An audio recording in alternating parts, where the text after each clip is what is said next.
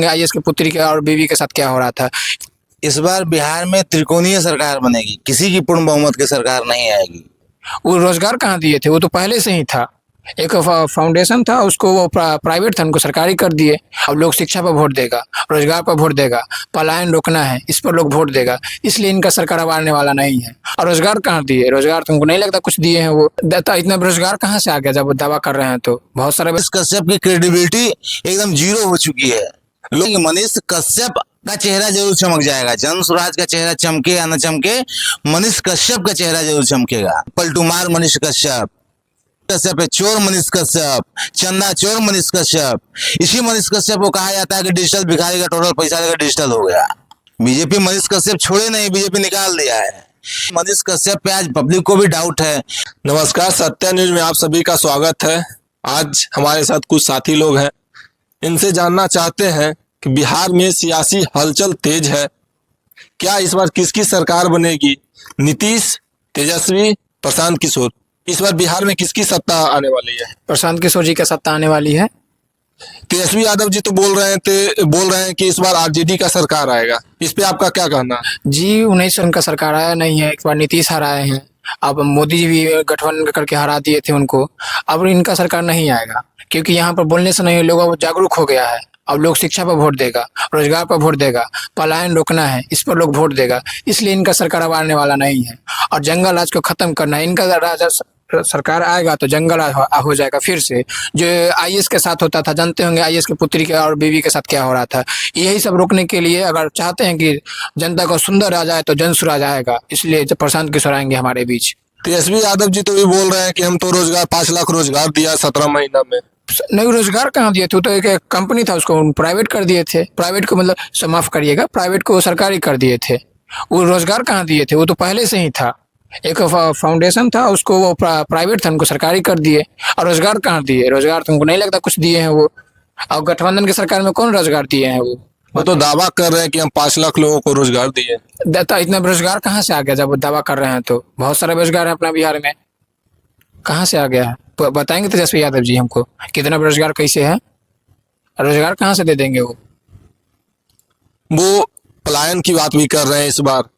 इसमें वो प्रशांत किशोर जी का वीडियो देख कर पलायन का बात कर रहे हैं। उनके पास तो पहले टॉपिक ही नहीं कि पलायन क्या होता है। वो तो बोल रहे थे कि बिहार का बच्चा जो बाहर जाता है इसी के कारण बाकी राज्य चल रहा है। वो तो प्रशांत किशोर जी का वीडियो देखें कि पलायन रोकना है, उसके बाद से उनका ये मुद्दा बना रहे हैं धीरे धीरे कि पलायन रोकना है। नहीं तो उनके पास क्या मुद्दा था।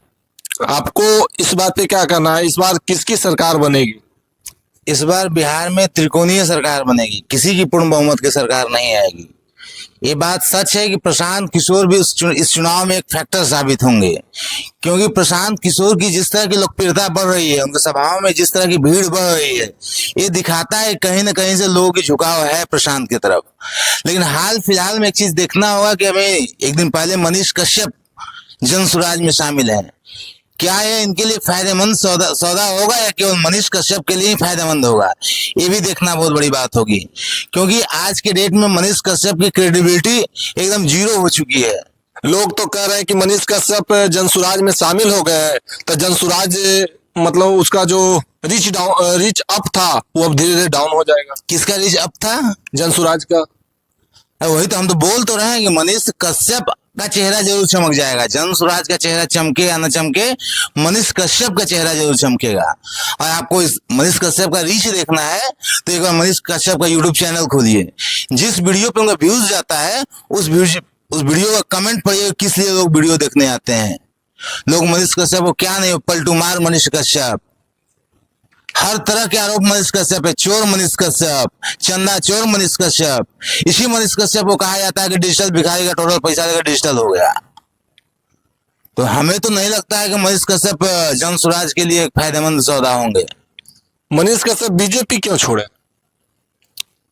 मनीष कश्यप को बीजेपी पकड़ने के लिए बीजेपी लिया ही नहीं था। मनीष कश्यप का बीजेपी ने यूज किया और उसके बाद बीजेपी इनको थ्रो बिक दिया। बीजेपी मनीष कश्यप छोड़े नहीं, बीजेपी निकाल दिया है। ये तो इनका ढोंग है कि ढोंग रच के आज यहाँ आए हैं। कभी क्या लगता है प्रशांत किशोर जी कल सभा में मनीष कश्यप को बहुत सम्मानित कर रहे थे, क्या इनको टिकट मिलेगा कि सिर्फ जनसुराज भी इसका यूज करेंगे? भैया हम तो न तो जनसुराज पार्टी के कार्यकारिणी के मेंबर है, न तो चुनाव अभियान समिति के सदस्य हैं। हम ये तो कह नहीं सकते कि मनीष कश्यप को टिकट मिलेगा या नहीं मिलेगा। और रही बात किसी को शामिल करवा कर उसको सम्मानित करना, उसको बोलना, ये तो हर एक राजनेता का काम होता है। भैया उसको हम अपने यहाँ बुलाएं, हम भी किसी को अपने यहाँ बुलाते हैं तो ठीक ठाक लोग बिठाते हैं, खिलाते पिलाते हैं। यही काम वो भी किए हैं। फिर तो वही बात हो रहा है जो हर एक पार्टी करते थे, किसी को जो दूसरे पार्टी छोड़ा, इस पार्टी में ज्वाइन हो जाओ। ये भी तो जनसुराज भी कर रहा है यही काम। नहीं, सब पार्टियां करती है, जनसुराज भी कर रही है, इसमें कोई बुरी बात नहीं है। भाई कोई कहीं से आया, हमें नया दल है, हमको मजबूत करना, चेहरा तो चाहिए, ये बुरी बात नहीं है। कोई कहीं से आया हम उसको शामिल करवा रहे हैं, नहीं किसको शामिल करवा रहे हैं मनीष कश्यप पे आज पब्लिक को भी डाउट है।